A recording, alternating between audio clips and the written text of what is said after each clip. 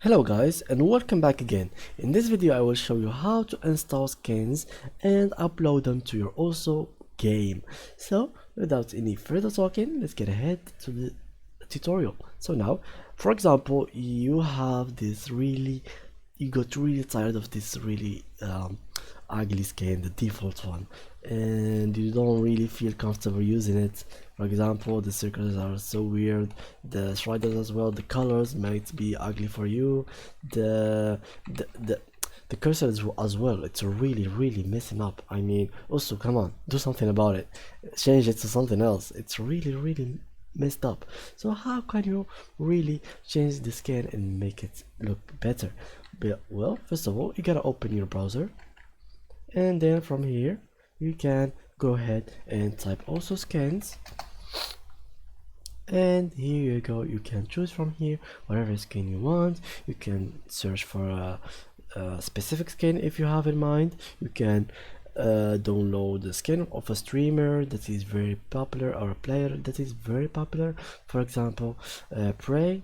And from here you can click on update results, and you will see his maps and his every map that he was using or he used to use. And from there you can click, for example, this one, and after doing so you can click on download,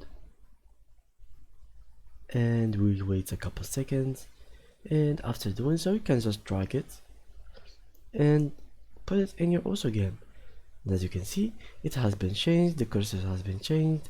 You can swap between the default skin and the new skin from here, from like options, and then go to the sixth option, fifth option, and then from here you can swap between them like that. From here you can add more editing to this skin, like the cursor size, and or ignore our bitmap skin or stuff like that. And after that, let me show you an example of how the skin looks like inside of the game. This is how the list of the maps looks like, and let's go inside the game. Let's see how it looks inside. So this is the circles. They look really interesting. The sliders as well.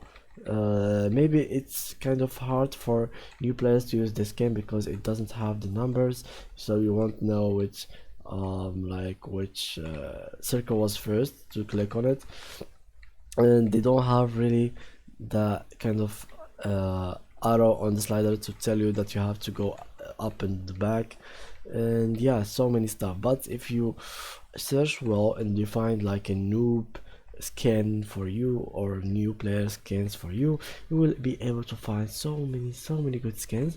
Like, for example, let me show you one of mine that I'm using currently, which is go to options, and from here I really love this Zeker skin. It's insane, it's really good. Look at it, it has everything that you need. The cursor is so good, it has numbers, it has sliders that looks pretty simple. And after that, if you're really noticing, I can't really pause the game, but the the slider itself is blue but the circles are green. Why it is that way? Because the skin itself is telling you that the next circles that you have to click is the green circles, so it's helping you a lot. Then yeah, thank you guys for watching, and see you in the next tutorial.